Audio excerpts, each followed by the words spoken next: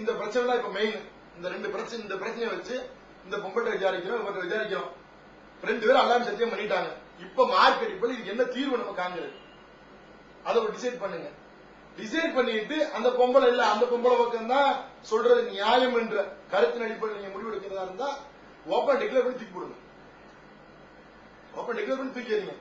இல்லையா இந்த அடிப்படை தவறு என்று சொன்னால் நாங்க என்ன செய்வோம், இந்த அடிப்படை இந்த விஷயம் இது தவறு, நாங்க ஜமாத்தை வச்சு பயன்படுத்துவோம் அப்படிங்கிற நிலைப்பாடு எடுக்கணும். 2வது ஆமி இப்ராஹிம் லெட்டரை பொறுத்த மாத்திரத்துல இந்த வின்டிவி மேட்ரு 2, இந்த பணம் கொடுக்கிற விவகாரம், வின்டிவி சேர்மன், அதே போல வந்து இந்த 2 விஷயங்கள். 3வது ஒரு விஷயம் இல்ல, அதெல்லாம் இல்ல. ஆமா, இந்த அவர் தனியா வச்சு குற்றச்சாட்டு. இதை தவிர மற்ற எல்லாமே வந்து ஒவ்வொரு காலகட்டத்திலும் பேசி பிடிக்கப்பட்ட விவகாரங்கள் தான். பேசி முடிக்கப்பட்ட விவகாரத்திலேயே வந்து நமக்குள்ள இங்கே ஒத்த கருத்து இல்ல, அது காழ்ப்புணர்ச்சி தான். நீங்க என்ன சொன்னாலும் சரி காழ்ப்புணர்ச்சி தான் அப்படின்னு நான் கருதுறேன். சரிங்களா? பேசி முடிக்கப்பட்ட விவகாரங்களை விடுத்து அந்த கடிதத்தின் அடிப்படையில் அதுல என்னெல்லாம் நீங்க மிக்சர் பக்கானா போட்டு சம்பாதிச்சீங்கன்னு சொன்னாலும் சரி, நீங்க கேமரா திருப்பி அணைஞ்சு 2000 சம்பாதிச்சீங்கன்னு சொன்னாலும் சரி, அவங்க நீங்க மக்கள்கிட்ட வந்து ரொம்ப கேவலமான சலித்தனமா நடந்து நீங்க 100-200 காசை போட்டு தின்னீங்கன்னு சொன்னாலும் சரி, இது எல்லாம் ஜமாத்தில் பேசி முடிக்கப்பட்ட மேட்டரா? சீடிய லாபரமா சம்பாதிக்க சொல்றாங்க, ஜமாத்தில் பேசி முடிக்கப்பட்ட மேட்டரா? இப்படி ஒவ்வொரு அவர் எழுதிக்கக்கூடிய ஒவ்வொரு விவகாரங்களை எடுத்து வைத்து இது ஜமாத்தில் பேசி முடிக்கப்பட்ட விவகாரங்கள் என்னென்ன, ஜமாத்தில் ஏற்கனவே முடிக்கப்படாத விவகாரங்கள் என்னென்ன, முடிக்கப்படாத விவகாரங்கள் எடுத்தால் அது நியாயம், முடிக்கப்பட்ட விவகாரங்கள் எடுத்தோம்னு சொன்னா அது குரோத மனப்பான்மையில நம்ம வந்து ஒரு மனிதனை திட்டமிட்டு பள்ளிவரா நான் சொன்னு சொல்றேங்கல்ல, பாக்குற திட்டமிட்டு காயம், இதெல்லாம் இந்த கடிதத்தில் அவர் சொல்லிக்கிறார். இன்னும் சொல்ல போனா அழகா தௌஹீத் வார்த்தை சொன்னார். என்ன சொன்னாரு, இந்த ஆமீம் இப்ராஹிம் வந்தால் அவருக்கு ஆதாரம் தெரியாது, எந்த செய்தியும் தெரியாது. இங்க நம்ம பேசப்பட்ட அடிப்படையில் பாத்தீங்கன்னு சொன்னால் எல்லா தகவலும் இங்கிருந்து தான் கொடுக்கப்பட்டிருக்கு, எல்லா ஆதாரங்களும் நாம் தான் சமர்ப்பிக்கப்படணும். இங்க நான் என்ன பை மீன், இந்த வந்து உதாரணத்துக்கு வந்து அந்த மதரசா பழைய மதரசா இருக்குங்கல்ல, மதுரவாயில் மேட்டர் எடுத்துக்கிட்டீங்கன்னா அங்க அவருக்கு யாரும் சொல்லியிருப்பா, இங்க உள்ள யாராவது அங்க செஞ்சப்பட்டிருக்கோம், சொல்லப்பட்டிருக்கும். அப்ப அது நம்ம தான் கொண்டு போய் சாட்சி நிப்பாட போறோம். அப்ப நம்ம தான் சாட்சி என்று சொன்னால் அவர் தேவையில்லை, நம்ம தான் சாட்சின்னு சொன்னா அவருக்கு அவர் வந்து கருவி. சாட்சி எல்லா ஆதாரங்கள்லாம் கொண்டு போய் ஒருத்தர் கொடுத்து நீங்க வாசிங்கன்னு சொல்ற மாதிரி ஒரு லெட்டர் எழுதி கொடுத்து நீங்க வாசிங்கன்னு சொல்றது சமானம் தான் இல்லையா? அப்படிப்பட்ட ஒரு முடிவு ஒரு கருத்து நம்ம இருந்தோம்னு சொன்னா எல்லாரும் நமக்கு தெரிஞ்சிருந்தா நம்ம தான் ஆதாரம் கொடுக்க போறதா இருந்தா ஏன் இந்த ஜமாத்தை கூட்டு விசாரிங்க? பாக்கணும் கண்டிப்பா சொன்ன ஒழுக்கக்கேடு நிரூபிக்கப்பட்டா தூக்கி நீங்க இல்ல, அதை கையில் எடுத்துட்டு போய் பிரச்சாரம் பண்ணி நாங்க தயாரா இருக்கிறோம். ஒவ்வொரு மக்களும் எழுப்புவோம், ஏற்கனவே அந்த வேலையை செஞ்சிருக்கிறோம் அடிப்படையில் சொல்றோம், ஏற்கனவே அந்த வேலையை செஞ்சிருக்கிறோம். சரிங்களா? ஆனா வந்து பிஜே நம்ம சமத்துறாங்க எல்லாமே நல்லா எடுத்துக்கணும். நான் இவர்கிட்ட போன் பண்ணி சொன்னேன், யார்கிட்ட நம்ம ஜின்னாட்ட. ஏன்னா அப்ப ரொம்ப வந்து எனக்கு யார்கிட்ட சொல்றது எனக்கு மனசு படல. சரி அவர் தான் இதுக்கும் உறவா இங்க வந்து உள்ளபடியவரா இருப்பார் நினைச்சேன். அவரை போன் போட்டு இந்த மாதிரி செய்தி வந்தா கூட நான் நம்ப தயாரில்லை கூட இதுல வந்து நான் பேச விரும்பல. ஏன்னாக்க வந்து இப்ப பாக்கர் படுத்து கிடந்தாருக்கோ இன்னொருத்தர் படுத்து கிடந்தாருன்னு சொல்றதுக்கோ எந்த ஒரு ப்ரூஃப் பண்ண முடியாது, சான்ஸே கிடையாது. அப்படி ஆதாரம் சமர்ப்பிக்க முடியாது. அதனால அல்லாஹ் எவனும் ஈஸியா படிச்சு கொடுத்துடக்கூடாதுதான் கடுமையான சில விஷயங்கள் என்ன செஞ்சிருக்காங்க, அதுக்கு சருத்தை போட்டு அமைச்சிருக்கிறாங்க. அடிப்படையில எல்லாமே நம்பிக்கை இருந்தா ஹாமிம கலட்டுங்க. ஏன்னா இதுல எல்லாமே வந்து நம்ம கொடுக்கப்பட்டதுதான், நம்ம சொன்ன விஷயங்கள் தான். அப்ப நம்ம என்னன்னு பேசி முடிவுக்கு வரணும், ஒளிமரமா வேணாம். இதோட முடிச்சு நீங்க என்ன முடிவு சொல்லிட்டு இதான் முடிவு. ஹாமி இப்ராஹிம் தேவையில்லை. ஏன்னா இந்த கருத்து நம்ம கொடுத்த கருத்து தான். அவர் சொன்னது நானும் ஆமோதிக்கிறேன். அதாவது ஒண்ணு விசாரிச்சு நிரூபிங்க, இல்லாட்டி வழக்கம் தாவாக பயன்படுத்துங்கிறாரு. ஹாமி இப்ராஹிம் விஷயத்துல நான் மாற்று கருத்து இருக்குங்கிறேன். ஹாமி இப்ராஹிம் வந்து கருவிதான். இது லெட்டர் எழுதி கொடுத்த லெட்டர் வாசிக்கிறவர் தான், அங்க ஒண்ணு சபையில் வாசிப்பார். ஆதாரங்களை மற்ற சாட்சி எல்லாமே கொண்டு வந்து நம்ம தான் நிரூபிக்க போறோம். நம்ம தான் விசாரிக்கப்பட்ட மேட்டர் முதல்ல சொல்லிட்டேன். எதெல்லாம் விசாரிக்கப்பட்ட மேட்டர் தவிர்த்துட்டு கொண்டு வர மாட்டாருன்னு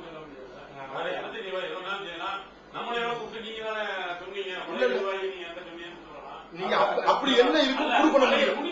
ஒண்ணு இல்லைங்க, அப்படி என்னங்கிறத ப்ரூவ் பண்ண முடியும். இதுல என்ன இருக்குன்னு ப்ரூவ் பண்ண முடியும். பேசி முடிக்கப்பட்ட விஷயங்கள் என்னன்னு தெரியும், முடிக்கப்படாத விஷயம் என்னன்னு தெரியும். இந்த சொன்னாங்க பண குற்றச்சாட்டு உண்மையில எங்களுக்கு தெரியவே தெரியாது. இப்படி ஒரு நடந்து நீங்க சாட்சியா இருந்ததோ, அதுக்கு வந்து அவன் அதுக்கு கொடுத்த பணம் மற்ற மக்கள் கொடுத்துருக்காங்கிறதோ, எவ்வளவு ஷேர் வாங்கினாங்கிறதோ, எவ்வளவு லாபம் கிடைச்சாங்களோ, எது ஒப்பந்தம் எதுவுமே நமக்கு தெரியாது. அப்ப புது விஷயம். அதுக்கு நீங்க சாட்சி இருக்கீங்க. அதுக்கு தேவநாதன் இருக்கிறார், இவர் இருக்கிறார், அது ஷேர் ஹோல்டர்ஸ் இருக்கிறாங்க. இவங்களுக்கு மத்தியில் இந்த பிரச்சனையை தனியா என்ன செய்யணும், டீல் பண்ணணும். இந்த பொருளாதார விவகாரத்தில் என்ன நிலை கேளுங்க. அதுல குற்றச்சாட்டா உங்களை குற்றச்சாட்டு வேண்டியதில்லை, இந்த குற்றச்சாட்டா தூக்கி போடுவோம். பொருளாதார மோசடி பண்ணியிருக்கிறார் சுமத்துவம் குற்றச்சாட்டு ஏன் தனிமைப்படுத்துறீங்க? நான் கேட்கிறேன், இந்த தௌஹீதுக்கான இந்த கொள்கைக்கு வந்தவங்க இன்னைக்கு வரைக்கும் இந்த அமைப்பில் இருக்கு. அதுதானே உங்க மூலியமா தான் நாங்க வந்தோம். உங்களுடைய பேச்சுக்களும் உங்களுடைய எழுத்துக்களையும் படிச்சா நாங்க வந்தோம். நாங்க வந்து ஒரு காலத்துல இருந்து குரானுக்கு மாற்றம் போயிட மாட்டோம். தனிப்பட்ட குரோதம் விரோத அடிப்படையில் மனுஷனுக்கு மனுஷன் தௌஹீத் எனக்கும் இருக்கு, ஏன் மேல அவருக்கு இருக்கும், என் மேல அவருக்கு இருக்கும், அவர் மேல எனக்கு இருக்குது. இல்லன்னா மறுக்க தயார் இல்லை. ஆனால் ஏன் நிக்கிறோம் இந்த ஜமாத்துல? தௌஹீத் இருக்குது, இதை விட்ட வேற எங்கேயும் போக முடியாது. இதுல இருந்து நம்ம போனா நம்ம நாசமா போயிடும். ஏற்கனவே நேரத்தில் நான் பயிற்சி எப்படி பயிற்சி செஞ்சுக்கிறேன், இந்த ஜமாத்துல இருந்து எவெல்லாம் போனானோ நான் வெளியில பாக்குறேன், எவனெல்லாம் போனானோ அவனை எந்த நிலைக்கு ஆளாயிருக்கிறான்? ஒண்ணு தௌஹீதை எதிர்த்து பேசக்கூடிய நிலைக்கு ஆளாயிருப்பான். ரெண்டாவது எப்படி போயிருப்பான்? அவன் தற்கொலையா போயிடும். தற்கொலை என்ன அர்த்தம் சொன்னா, ஒரு முழு மோசத்துக்கு உதாரணமா ஒரு கெட்டவனுக்கு உதாரணம் அவனை காட்டலாம். அப்படி போயிருவோம். நானே விலகி போனாலும் இந்த நிலைக்கு தான் நான் போவேங்கிற நான் உணர்ந்திருக்கிறேன். வாழ்க்கையுடைய என்னுடைய குறைந்தபட்ச வாழ்க்கை நான் பாடம் அனுபவிச்சு அண்ணன் கருத்தை கூட பயிர் செஞ்சிருக்கிறேன். நாங்க பாக்குறது சொன்னாங்க கார்ல வரும்போது முடிவெடுத்தோம்னு சொல்லி, அது முடிவெடுத்த கூட காரணம் கேட்டீங்கன்னா, உண்மையில நான் போன அந்த கடந்த நிர்வாக சமிதி நிர்வாகம் சொல்லிக்கிறேன். உங்கள்ட்ட தனியா சொன்னேன், நீங்க வந்து சபையில சொன்னீங்க என்ன, இகலாசோட என்ன செய்ய முடியல, வேலை செய்ய முடியல, கஷ்டமா இருக்கு. ஏன்னா ஒருத்தருக்கு புறம் பேசுறது, கோல் சொல்றது, நீங்க தௌஹீதை கொண்டு போற செய்யற ஆராய்ச்சியை விட, குரானை கொஞ்சம் மக்கள்கிட்ட சேர்க்கிற ஆராய்ச்சியை விட எந்த ஆராய்ச்சி முயற்சி தெரியுமா? இவன் எப்படி இது பண்றது, அவன் எப்படி பண்றது, இவன் மேல எப்படி குற்றம் சுமத்தலாம், இது எப்படி களையிறது, இந்த மாதிரியான போக்கு தான் என்ன செஞ்சுட்டு இருக்குது. ஒவ்வொரு வெறுப்பு தான் என்ன செஞ்சோம், நாங்க பொறுப்பு கூப்பிட்டாலும் வரலைங்கிற மனநிலை ஒழிய பொறுப்புக்கு ஆசைப்படுற நிலையில இல்லவே இல்லை. அப்படின்னா மாவட்டத்துக்கு கூட பேரு, நீங்க அண்ணன் கூட சொன்னாங்க காணி மாவட்டத்துக்கு கூட போங்க பாண்டாங்க, மாவட்டத்துல இருந்து வேலை செய்யுங்க, விருப்பம் இல்லை. இப்போ அமீர் பாய் நான் வந்து ரொம்ப மரியாதை, அவங்க வந்து நான் எப்பயுமே வந்து யாருக்கு எப்படி நினைச்சாலும் சரி எனக்கு கண்ணியத்துக்குரியவங்க தான், சரிங்களா? வயசும் அதே போல வந்து இருக்கிற எல்லாத்தையும் அவர் தான் கூட. அவர் என்னை கூப்பிட்டு சொல்றாரு, நீங்க வந்து பேரளவுக்கு நீங்க என்ன செஞ்சீங்க, பொறுப்பு ஏத்துங்க, நம்ம வந்து உணர்வுல பேர் போட்டோம்னு. என்ன நோக்கம் தெரியுமா? இந்த மாதிரியான ஒரு உளைச்சலுக்கு மத்தியில இருக்க விருப்பம் இல்லாத காரணம் இந்த ஜமாத்தை விட்டு போயிடணும் இந்த நோக்கம்லாம் கிடையவே கிடையாது, துளியளவு இல்ல.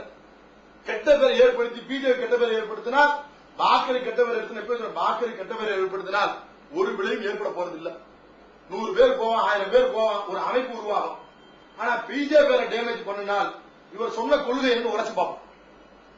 இவர் சொன்ன இப்படி இருந்தா இவன் சொன்னது எப்படி இருக்கும்? ஏன்னா ஐயர் சொன்னாரு, பிரிஞ்சு வந்த நேரத்தில் சொன்னாரு, என்ன சொன்னா தெரியுமா? இவர் பிஜே சொன்ன ஒன்னையும் மறு ஆய்வு உட்படுத்தணும் சொன்னாரு. மக்கள் என்ன மனநிலைக்கு போவான்? இதெல்லாம் கருத்துல ஒண்ணு, இந்த மாதிரி அவதூறு குற்றச்சாட்டுகள் செவிசாய்க்கவே கூடாது. ஒண்ணு யாருமே வந்துட்டு போட்டோம், விசாரணை ப்ரூஃப் நம்ப அந்த பழைய மேட்டர் விட்டுருங்க, இது நம்ப தகுந்த மாதிரி இருக்குதா அப்படிங்கறத வச்சுதான் நீங்க முடிவெடுக்கணும். இல்லையா பழைய விஷயம் வந்து முடிஞ்ச விஷயம், அல்லாத நன்மையை வச்சிருப்பான், ஹைர வச்சிருப்பான். அப்படி ஒரு நிலைப்பாடு எடுங்க. ஹாமி இந்திரன் தேவையில்லை, இந்த மேட்டருக்கு நம்மளே தீர்வு வாங்க முடிங்கிறத எடுக்காது.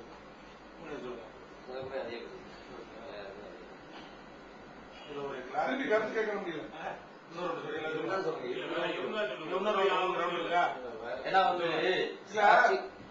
அதுல வந்து அல்லாவுக்காக நம்ம பேசணும்னு ரொம்ப உறுதியாகவும் இதான் சொன்னாரு, அக்கான வார்த்தை.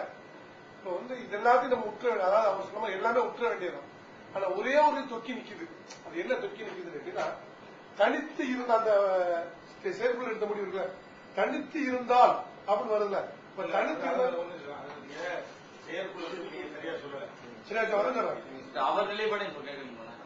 அவர் நிலைப்பாடு சொல்லணும். அதாவது இந்த விசாரணைக்கு வந்து ஒரு கடிதம் கொடுத்துட்டாரு இல்லையா, கொடுத்த பிறகு ஹாமிட்ட வந்து இன்னொரு கடிதம் வருது. அப்பதான் நான் வந்து அந்த கேசட்டை வாங்கிட்டு இதை பார்க்கணும்னு சொல்றேன், அந்த செயற்குள்ள என்ன பேசணும். அவர் அதுல என்ன எழுதுறாருன்னு கேட்டா, நம்ம வந்து இன்னொரு கடிதம் அனுப்பியிருந்தார்ல, இந்த விசாரணைக்கு பண்ணோம் தெரியல,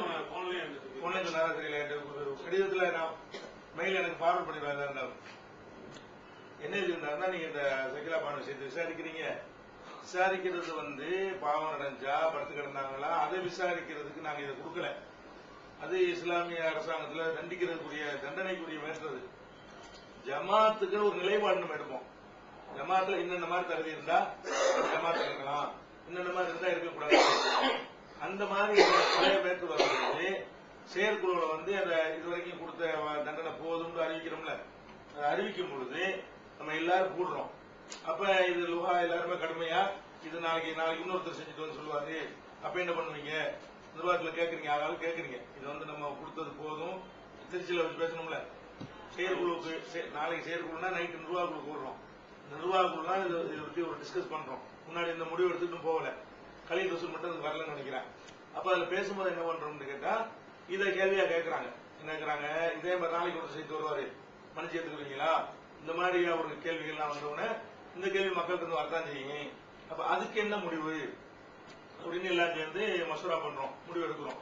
அப்ப முடிவு எடுக்கும்போது என்ன நம்ம சொல்றோம்னு கேட்டா, அதாவது இனிமேல் இந்த இருந்தாங்க படுத்து கிடந்தாங்க அந்த அந்த இதெல்லாம் தேவையே கிடையாது. தனித்து இருந்து அது மட்டும் நிர்மாணம் பண்ணா போதும். ரெண்டு ஒருத்தர் நிர்மாணம் ஆகிறது. தனித்து இருந்து அது பிரச்சனையானால் தனித்து இருந்துதான் நிரூபணம் ஆகணுமே தவிர ஏதாவது நடந்துச்சுங்கிறது வேண்டியது இல்லை. அப்படி இருந்தா கூட ஜமாத்து கடும் நடவடிக்கை எடுப்போம்னு சொன்னதுனாலதான் இதை மக்கள் ஏத்துக்கிட்டாங்க. அந்த அந்த நேரத்தில் நான் கன்வின்ஸ் பண்ணேங்கிறார்ல லுகா, அந்த கன்வின்ஸே எங்க வருதுன்னு கேட்டா இப்படியே இந்த ஜமாத்து போயிரும் நீங்க நினைச்சிடாதீங்க. இந்த மாதிரி விஷயங்கள்ல ஏனதாண்டு அலட்சியமா விட்டுரும் நினைச்சிடாதீங்க. இதான் முதல் கடைசியமா இருக்கணும். இனிமேல் வந்து பாரதூரமா எதுவும் நடந்திருக்க வேண்டியது இல்ல. தனித்து இருந்து அது பிரச்சனையானாலே போதும், அவர்கள் உடனடியாக நீக்கப்படுவார்கள் நம்ம அந்த இதுல அறிவிச்சிருக்கோம். அப்ப நம்ம குர்ஆன் ஹதீஸ் அடிப்படையில உள்ள தண்டனைக்கு இதை நம்ம பேசல. அதுக்குதான் நான் சாட்சி கொண்டு வந்தேன். அந்த மேட்டர் அதுக்கெல்லாம் உள்ள விஷயம் அந்த அடிப்படையில் நம்ம இது உள்ளது இல்ல. நிர்வாகம்ங்கிற அடிப்படையில 2 பீரியடுக்கு மேல உள்ள ஆளு வரக்கூடாதுன்னு ஒரு நிர்வாகத்தில் முடிவு எடுக்கிறோம்ல, அது மாதிரி உள்ளதான் இது. 2 பீரியடுக்கு மேல எனது வேண்டுகோளாய் பொறுத்த ஒருவர் தவறு செய்திருந்தால் அவருக்கு என்ன தண்டனை கொடுப்பது என்று நான் கேட்கவில்லை. ஏற்கனவே இருப்போது இது போன்ற குற்றச்சாட்டு வந்ததும் சிலருக்கு பொறுப்பில் விலகி பின்னர் மீண்டும் இவர் செய்த தவறு ஒப்புக்கொண்ட நிலையில் பெரும்பாலான செயற்குழு ஆதரவின் பேரில் மீண்டும் அந்த பதவிக்கு வந்தார். தொடர்ந்து எதிர்கால நிர்வாகிகளிடத்தில் இதுபோன்ற நிலை வரக்கூடாது என்பதற்காக இனிமேல் பெண்கள் விஷயமாக விபச்சாரம் செய்தாலும் இருவரும் தனிமையில் சந்தித்து அது ஒரு பிரச்சனையா உருவெடுத்து ஜமாத்தின் ஒழுக்கம் கேள்விக்குறியானாலும் ஒரு உடனடியாக பொறுப்பில் நீக்கப்படுவார். மீண்டும் ஒருபோதும் ஒரு தேர்வு செய்யப்பட மாட்டார். மேலும் ஒரு பிரச்சார பணியிலும் ஒரு பயன்படுத்த மாட்டார் முடிவெடுக்கப்பட்டது. நான் சொல்றதுல நான் விவரமாக சொல்லியிருக்கிறேன். அதுல அது சொன்ன மாதிரி இல்லாம ரிப்பீட்லாம் பண்ணி சொல்லுவோம்ல. அப்ப மக்கள் வந்து என்னன்னா அந்த ஒரு சாரா கோபம் வந்திருந்தாங்க. அதனால கடலூர்ல அது எதிரொலிச்சிச்சு. அப்ப அவங்க வந்து இது வந்து இப்படி உடனடியாக நீங்க வாபஸ் வாங்கியிருக்க கூடாது என்கிற மனநிலையில் வந்து ஒரு கணிசமானவர் இருந்தாங்க. கணிசமானவர் அப்படி இருந்தாங்க. இப்ப எல்லாரையும் ஒரு கருத்து கொண்டு வர்றதுங்கிற ஒரு கணக்குல நம்ம என்ன பண்றோம், நிர்வாகக்குள்ள கூடி மக்கள் ஒரே ஜமாத்தை நம்பிக்கை வந்துடக்கூடாது, எதிர்காலத்துல இந்த மாதிரி நாங்க இடம் தர மாட்டோம் அப்படின்னு ஒரு உறுதிமொழி கொடுக்கலன்னு சொன்னா இதை வந்து மக்கள்கிட்ட நம்ம வந்து கொண்டு போய் ஏதாவது நியாயம் இல்லை என்று ரொம்ப நேரம் விவாதிச்சோம். நிர்வாகக்குள்ள 1 மணி வரைக்கும் போடுச்சுன்னு நினைக்கிறேன். டயர்டா தான் பொதுக்குழு செயற்குழு சந்திச்சோம். அந்த ஒரு அடிப்படை மட்டும்தான் இப்ப பார்க்கணும் அவர் குறிப்பிடுறாரு. நான் விசாரிக்க சொல்றது வந்து நடந்துச்சா எவ்வளவு நேரம் அதெல்லாம் இது இல்ல. இந்த பொம்பளை பிரச்சனை ஆக்காட்டாலும் பிரச்சனை இல்ல. அதாவது 2 தான் அங்க இருக்கு. தனியா இருக்கணும், பிரச்சனை ஆயிடணும். தனியா இருந்து சம்பந்தப்பட்டவங்க பிரச்சனை ஆக்குனாங்கன்னா ஏன் அது அப்படியான ஒரு ஆள் அந்த ஒரு சந்தர்ப்பத்தை உண்டாக்கணும்? அதுல அந்த சந்திப்பில் வந்து நாம வந்து தூய்மையான வேலை தான் இருக்கிறோம். ஆமா, அதுல ஏதோ தவறு நடந்துச்சு அந்த குற்றச்சாட்டு சுமத்தல. இப்ப நீங்க சொல்லல, நானே சொல்றேன். ஒரு 1/2 மணி நேரமே ஆபீஸ்ல உட்கார்ந்து இருந்தாலும் என்ன பண்ணலாம்? எந்த கிருக்கணும் அந்த குற்றச்சாட்டு சுமத்தல. 1/2 மணி நேரமே ஆபீஸ்ல உட்கார்ந்து இருந்தாலும் என்னமா பண்ண இயலுமா? ஆபீஸ்ல வச்சு பண்ண இயலும். அதை 3 மணி நேரமா உட்கார்ந்து படுத்துக்கிட்டு இயலுமா? ஆபீஸ்ல உட்கார்ந்துக்கிட்டு பண்ணவா இயல? அதல்ல மேட்டர் அல்ல. அது வந்து அது மாதிரியான தரங்கிட்ட ஒரு ஆளை நீங்க வர சொல்வதும் நீங்க அதை சந்திக்க இடம் கொடுக்கறது என்ன? நீங்க உணவுத்துறைக்கும் யாரு அவங்க உங்களுக்கு எதிரியும் கிடையாது. உங்களுக்கு எல்லா வகையிலையும் நீங்க உதவி செஞ்சீங்க, நீங்க படிக்க வச்சீங்க, குடும்பத்துக்கு தேவையான நல்லதெல்லாம் செஞ்சீங்க. திடீர்னு வந்து இதை சொல்லுதுங்கிற தேவையும் இல்லை. ஒரு விபச்சாரி கொண்டாந்து சொல்ல